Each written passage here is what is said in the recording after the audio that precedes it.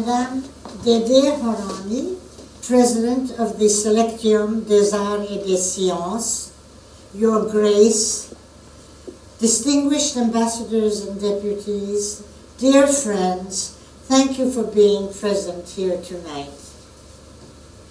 Beirut is a city of contrast. First one.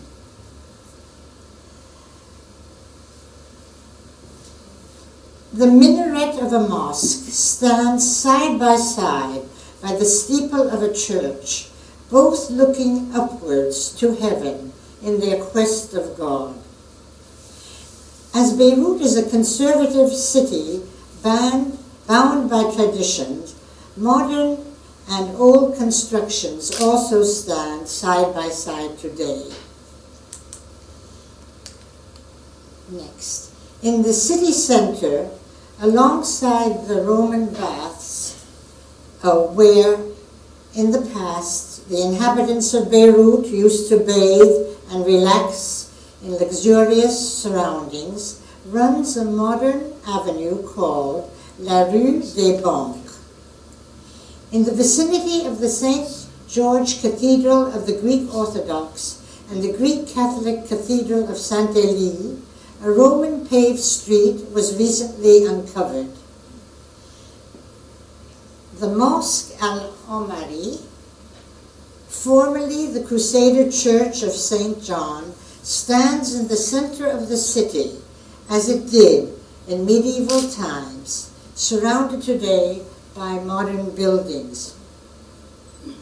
Near the St. George Cathedral of the Maronites on Rue Emir Bashir are the vestiges of a Roman defense tower. Reused during the medieval period, it served as the main southern entrance to the Roman and medieval and Ottoman city of Beirut. A section of a Roman street with its pavement, columns, capitals, and architrave was uncovered in the center of Parliament Square, or la Place de l'Étoile. The Abbot clock, to the right, once unknowingly stood over the street that probably led to the port of Rome, to the port in Roman times. The clock was removed and then later put back, covering once again this important thoroughfare of Roman Berytus. This scene of automobiles and a line of camels is an evocative reminder that Beirut has been and will always remain a city of contrast. Emperor Augustus in the 1st century of our era realized that Beirut was a gateway to the east and made her Rome's prize colony. From Beirut, the emperors of Rome could control all Asia.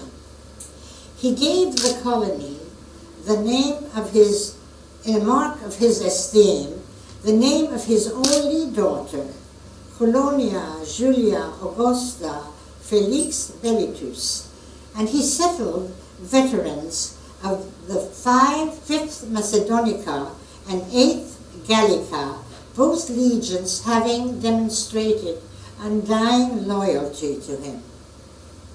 Sacred foundation rites were performed. An ox and a cow attached to a plow were driven through the fields to trace the limits of the city, as seen on the reverse of these 2 bronze coins minted in Beirut. He also bestowed Roman rights and privileges on the colony, including Ius Italicum, which exempted inhabitants from taxes. A renowned school of law was established here that drew students from all over the empire Beirut was called the mother of laws, and it was said that all good lawyers traveled to Beirut. Here also you have contrast and conflict between the pagan students and the Christian students in the law school of Beirutus. Like all port cities, Beirut offered many temptations to the law student. What were these temptations? Attending the races in the hippodrome, going to the theater, drinking, and associating with women of ill repute. Beirut was destroyed by a violent earthquake on July 16, 551. The city was reduced to ruins.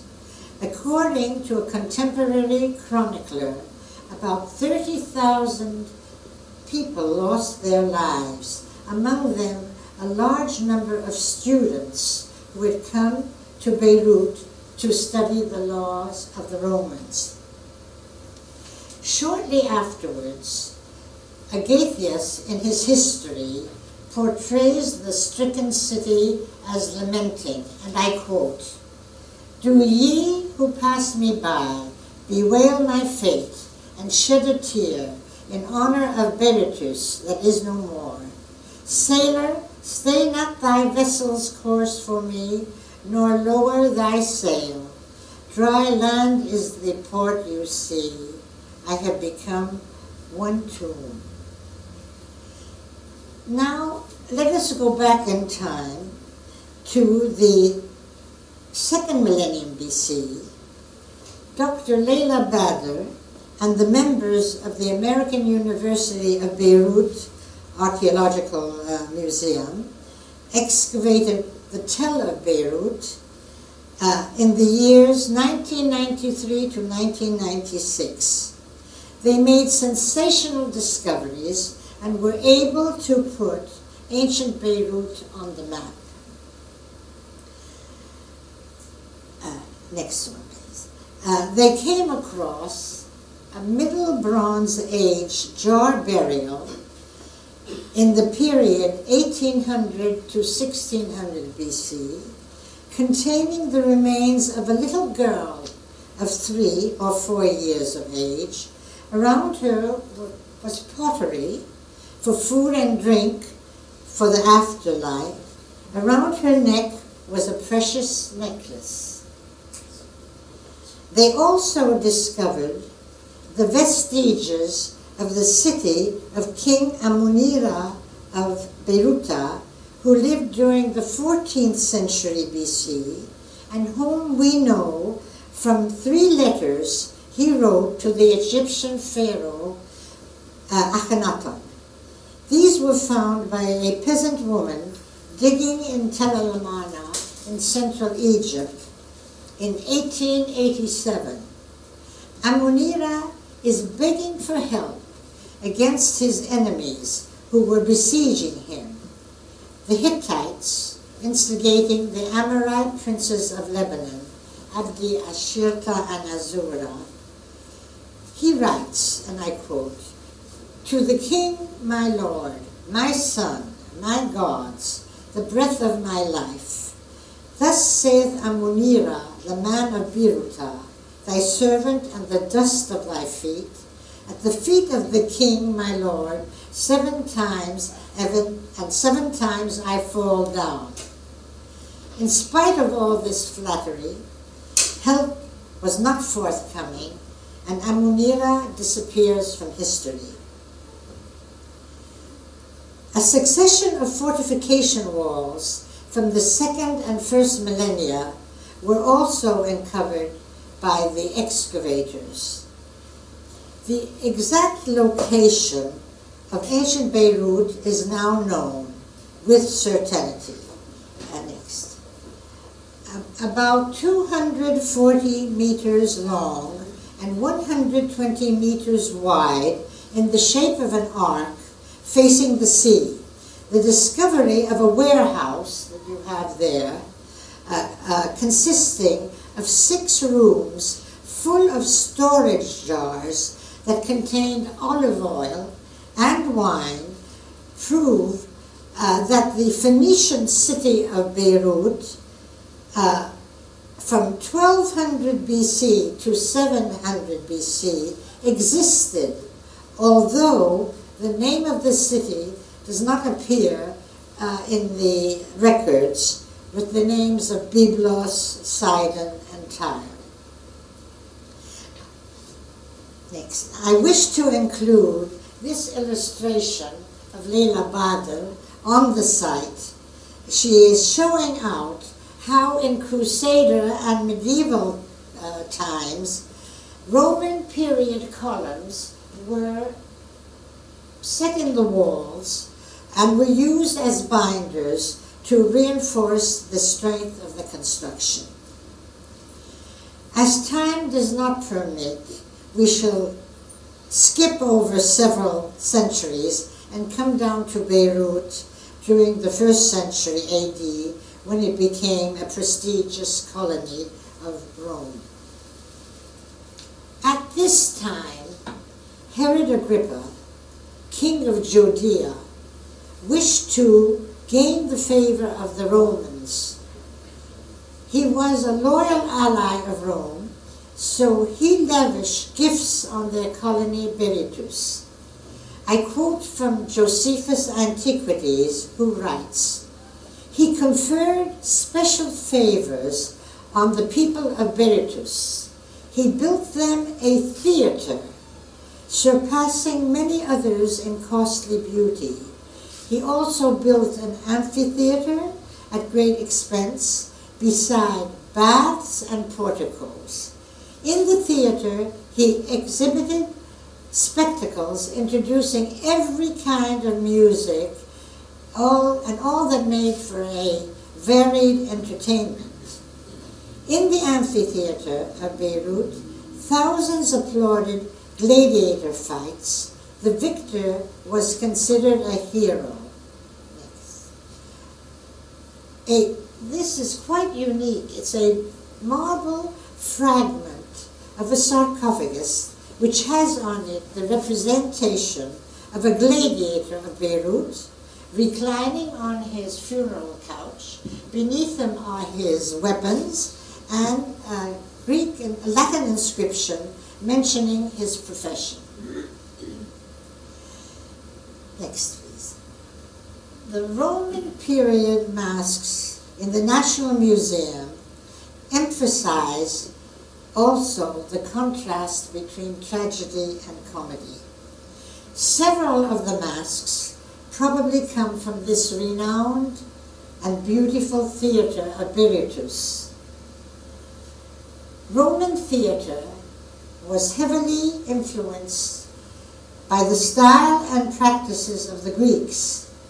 During performances, comic and tragic masks were used by the actors to express the various feelings of the characters they portrayed.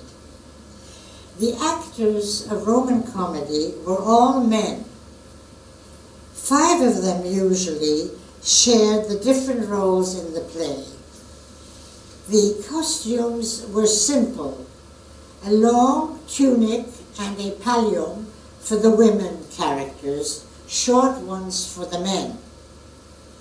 New comedy had plots featuring domestic issues, usually parental intervention in love affairs between a daughter and a neighbor's son, and the intervention of a clever slave to bring a happy end to the problem. The National Museum has on display numerous masks made of friable limestone, overlaid with fine grained mortar that come from Beirut and other sites in Lebanon where theatrical performances took place. Some of the masks symbolize tragedy. Their sculptured features express sadness or grief, others comedy.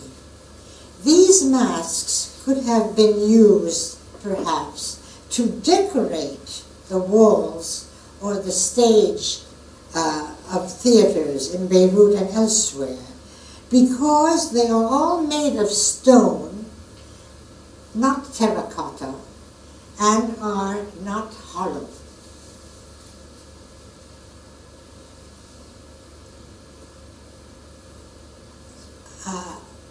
Next, please.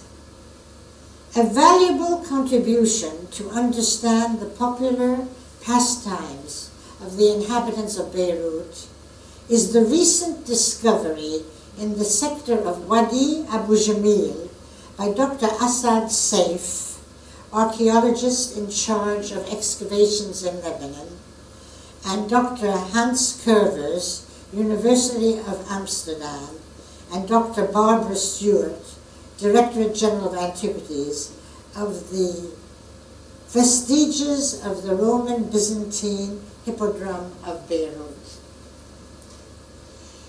You recall I mentioned how the professors of the law school worried about their students attending the races. Today in the Abu Jamil district sector, they have uncovered the splena and tiered steps, as well as the column drums of the Hippodrome of Beirut. Next. Furthermore, and this also is the Hippodrome. Furthermore, a lead plaque found in a club room of the Hippodrome displays a horse and chariot. This is quite unique.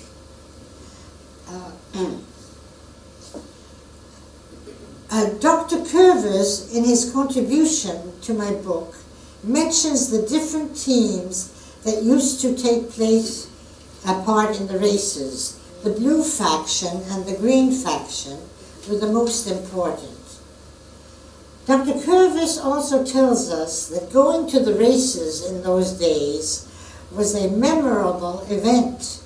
The ordinary man could see all at close range the dignitaries of the colony seated in the shaded tribunes reserved for them.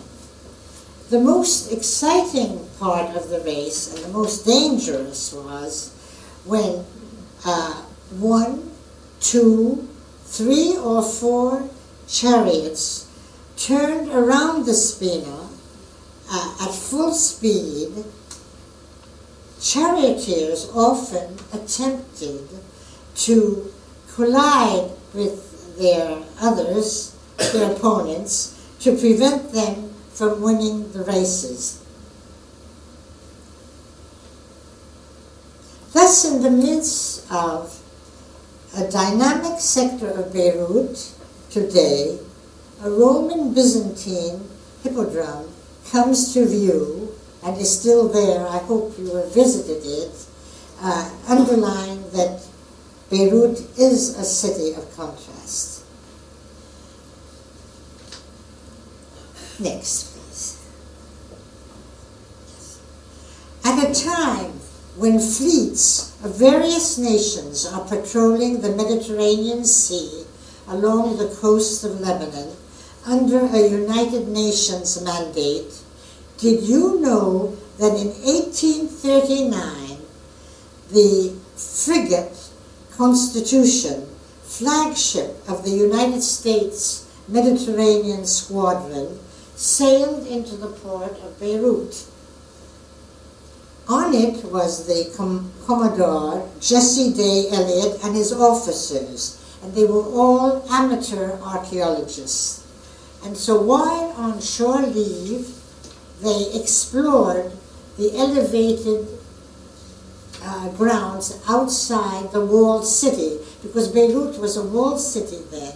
Outside was Ashrafiyeh, which was a necropolis, a city of the dead. They came upon and unearthed 2 beautiful sculptured sarcophagi of Proconnesian marble, buried side by side. One bore the inscription, Julia Mamaya, and due to the rich sculptures, they assumed that this must have contained the remains of the Roman empress of that name, mother of Emperor Alexander Severus, whose sarcophagus lay beside her. In no time, they embarked the two sarcophagi on their ship, and they sailed away to the United States. Commodore Elliot thought it appropriate to offer the emperor's sarcophagus to General Andrew Jackson, the 7th President of the United States, as his last resting place. The general politely declined the honor, and there the story would have ended had not Rear Admiral Harwood of the U.S. Navy, who was a first lieutenant at the time, recognized the sarcophagi as one taken from Beirut. He wrote an article stating it had been deposited in the Patent Office as the tomb of Emperor Alexander Severus and exhibited in a public building in the Smithsonian Institution in Washington, and no one took the trouble to contest the absurdity of this claim. Julia Mamaya was a popular name during the Roman period, and the sarcophagus probably contained the remains of a wealthy matron of Beirut. Next, please. About 170 years later, in Ashrafiyeh, 5 meters underneath the modern parking lot of Sofil, a vast necropolis was uncovered. Dr. Asad Saif found rock-cut tombs, sarcophagi of lead, and multiple burials.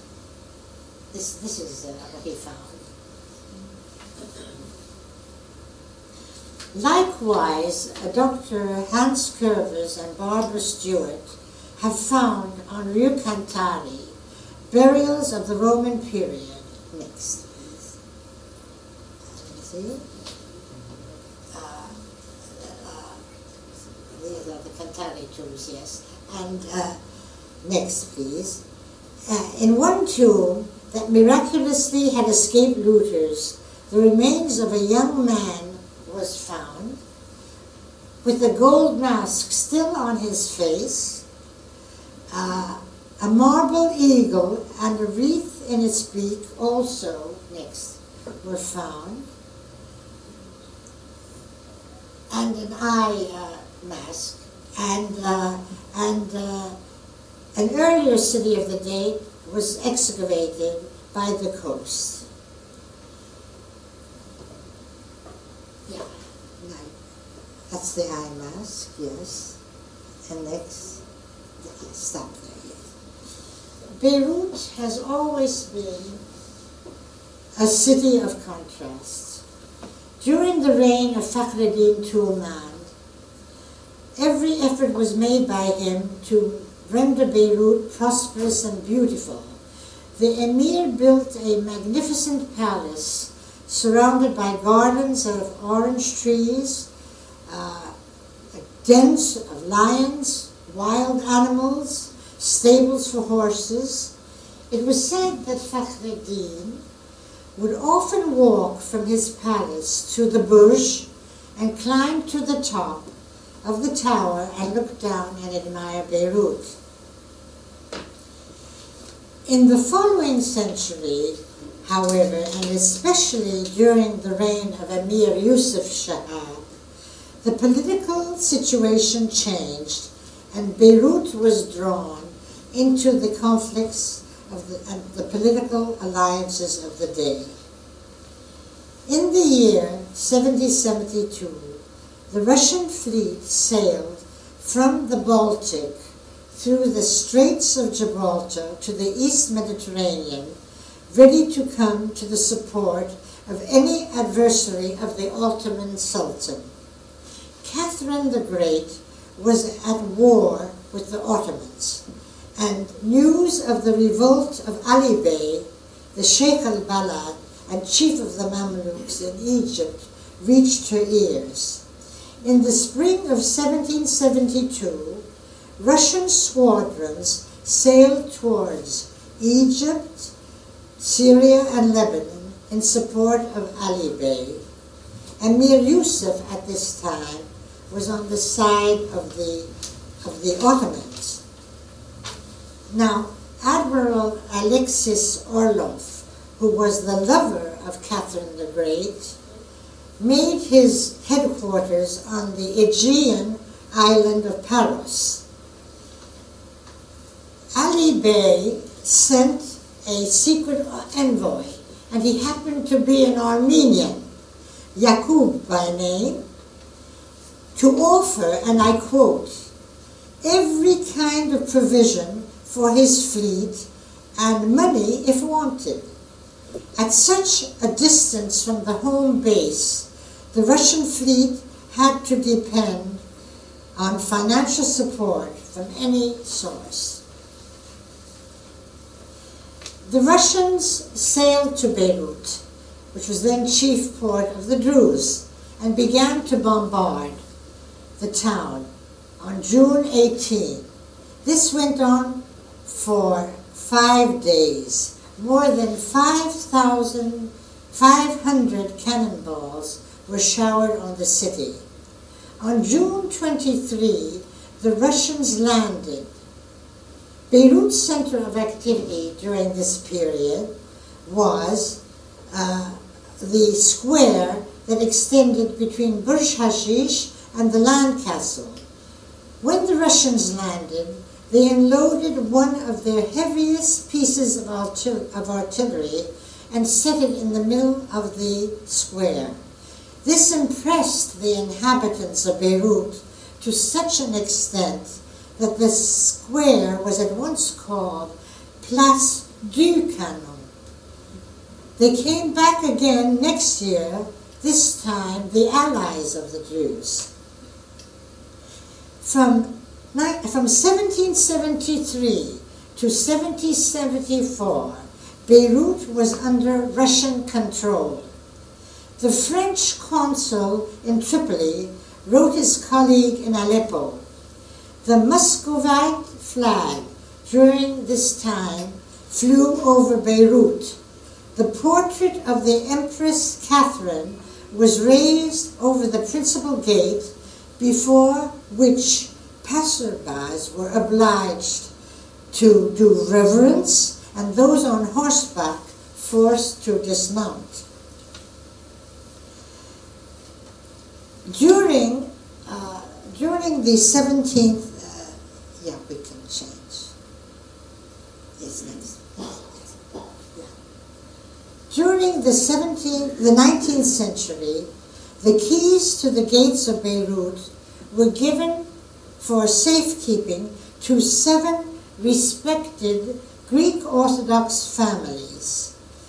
President Alexander Fayyad, who is a descendant of one of these prominent families, told me that at nightfall, by lantern night, they would close the gates to prevent anyone from entering the city. In the morning, they would open them. And there, I don't know if you can see them, the gates of Beirut, the 7 gates of Beirut were Baba Durke, Bab Yaqub, Bab Idris, Bab Santaya, Bab Dabara. This was the Tanner's gate, where the tanners used to spread the hides. Bab Saraya, near the Sarai of Fakhreddin, and Bab Abu Nasser. During the 19th century, Beirut again was drawn into the political rivalries and turmoil of the region. Ibrahim Pasha, son of Muhammad Ali, Viceroy of Egypt, occupied Syria, and the coastal cities of Lebanon fell into the hands of the Egyptians. On July 8, 1832, Ibrahim Pasha, Emir Bashir Shihab, and other feudal lords of Lebanon won a resounding victory over the Ottomans at Homs. Bashir too was confirmed as Emir of Lebanon. His authority extended from Tripoli in the north to Tyre in the south, and from Bekaa to Wadi al-Tayin. But Ibrahim's march on Constantinople brought in the intervention of the European powers. The Russians and the British took the side of the Ottomans, the French the side of the Egyptians. Next, please. Beirut remained in the hands of the Egyptians until 1840, when the British fleet bombarded Beirut from September 10th to 14th. A drawing was made of the event from the dock of the British destroyers. The 8 foreign consulates raised their flags from the roofs of their buildings, those of the United States of America, Portugal, the Netherlands, Spain, Prussia, France, Austria, and Russia, to avoid being shelled. Cannonballs of this bombardment could be picked up about the town as late as 1912. And then, in 1912, the Italians bombarded Beirut. On February 24, yes, we can change it. Next one, please. Yeah. This is quite unique. On February 24, 1912, the inhabitants of Beirut, upon awakening, were amazed to see 2 Italian battleships, the Giuseppe Garibaldi and the Francesco Ferruccio, blocking the port of Beirut. The Italian-Ottoman conflict in Tripoli, North Africa, had spread to the shores of Beirut. The admiral on board addressed an ultimatum to Hazem Bey, the wali of Beirut, ordering him to turn over the gunboat Ayanullah and the torpedo boat Angora, anchored in the port, otherwise they would be sunk. The inhabitants of Beirut made their way to the port to assist the Ottoman sailors. Seeing all this agitation, the Italians fired on the crowd and bombarded the Ottoman ships and the city. In so doing, they hit the Ottoman Bank, Rozdibak stores, the Bank of Salonika, and other buildings. The Ayanullah shot back before sinking. In the afternoon, the Angora was hit and sunk. Looters stormed the military munitions depot, broke into buildings, smashed windows, attacked anyone in European dress. The inhabitants were seized by panic. Many fled to the mountains. Others sought refuge in the Syrian Protestant College. A white flag was hoisted as a sign of neutrality.